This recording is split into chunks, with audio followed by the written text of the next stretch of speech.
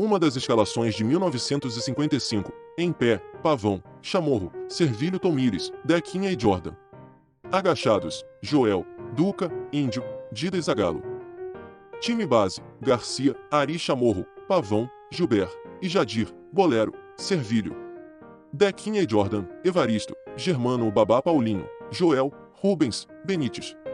Gerson Henrique, Índio, Moacir e Dida, e Zagallo, Carlinhos. Técnicos: Manuel Freitas Solis, de 1953 a 1957, de 1958 a 1959 e de 1960 a 1961, Jaime de Almeida, 1958 e 1959, e Modesto Bria, de 1959 a 1960. A década de 50 começou cheia de problemas para o Flamengo. Antes da Copa do Mundo de 1950, perdida pelo Brasil para o Uruguai em pleno Maracanã, o presidente do clube à época, Dário de Melo Pinto, vendeu Zizinho, simplesmente o maior craque do clube e um dos maiores de todos os tempos, para o Bangu, naquela que é considerada uma das piores negociações da história flamenguista. Sem o genial jogador, o time se enfraqueceu, manteve a freguesia para o rival Vasco e fez uma campanha desastrosa no Campeonato Carioca, ficando na 7ª colocação. Em 1951 o time foi mal novamente e em 1952 ficou com um vice, perdido para o Vasco. Foi então que em 1953 tudo começou a mudar na Gávea. O técnico Flávio Costa deu lugar ao paraguaio Freitas Solis, ex-jogador que ficou conhecido como El Brujo e que conduziu a seleção de seu país ao título da Copa América daquele ano. Muitos desconfiaram da capacidade de Solis em resolver os problemas do clube e colocar o Flamengo de volta aos trilhos. Mas o paraguaio mostrou rapidamente que tinha estrela e era brujo também fora das 4 linhas. Freitas Solis tinha em mãos uma boa base herdada do técnico anterior do Flamengo, Flávio Costa. A zaga era segura, o meio de campo criativo e o ataque rápido e talentoso. Mas ainda faltavam algumas peças para aquele time engrenar. Foi então que o treinador paraguaio revelou os jovens Didas, Zagallo, Evaristo e Babá, que formariam a espinha dorsal de um time maravilhoso. Depois de um começo irregular, o Flamengo se acertou e foi entrando nos eixos. No Campeonato Carioca, a equipe engatou 4 vitórias seguidas, se entrosou e comemorou o título estadual que não vinha desde 1944.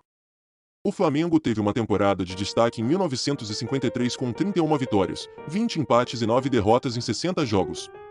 Marcaram 151 gols, com Índio como artilheiro.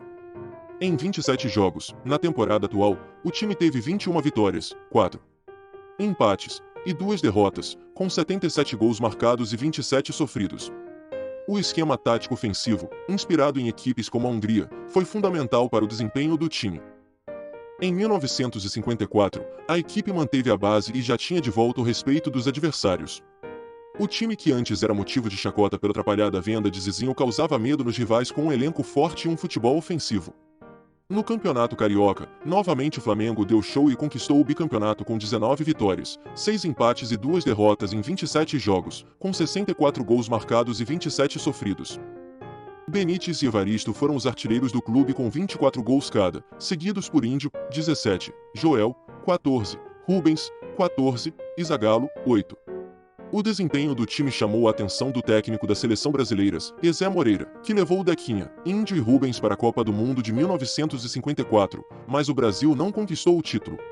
Em 1955, o Flamengo traçou como objetivo principal a conquista de seu segundo tricampeonato. Era a chance de fazer história e consagrar de vez aqueles talentosos jogadores e o técnico Freitas Solis.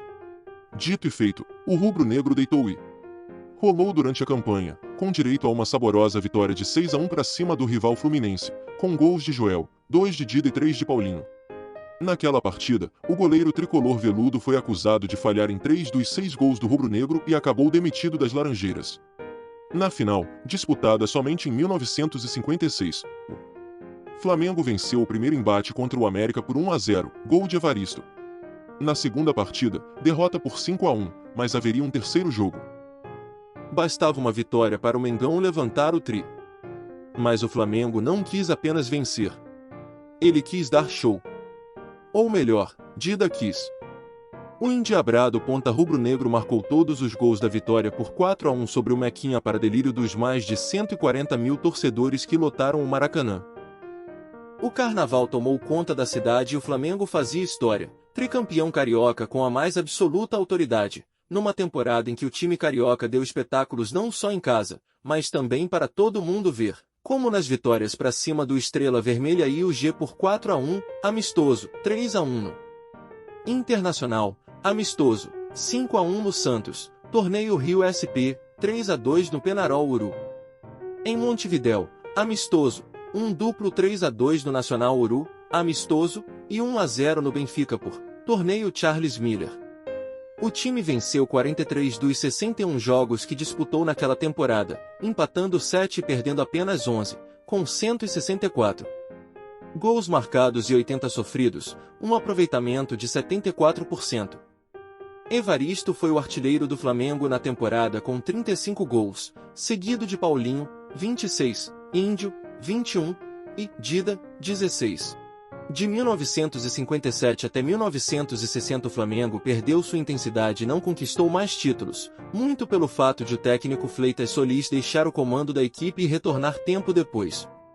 Um bom momento foi um duelo amistoso contra o mítico Budapest Honvéd, de Puskás, em 1957, vencido pelo rolo compressor rubro negro por 6-4, gols de Evaristo, 2, Henrique, Paulinho, Dida e Duca.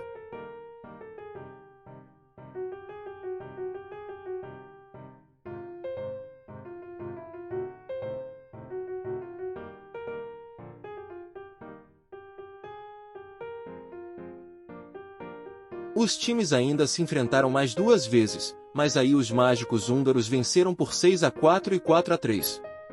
Aqueles duelos foram os últimos de Evaristo, que deixou o Flamengo para jogar no Barcelona SP.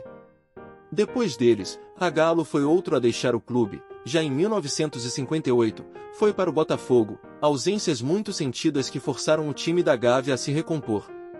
Não seria nada fácil, afinal, o rival Botafogo começava a montar um dos maiores esquadrões da história do futebol brasileiro, com Manga, Didi, Quarentinha, Amarildo, Nilton Santos e Garrincha, além do próprio Zagallo.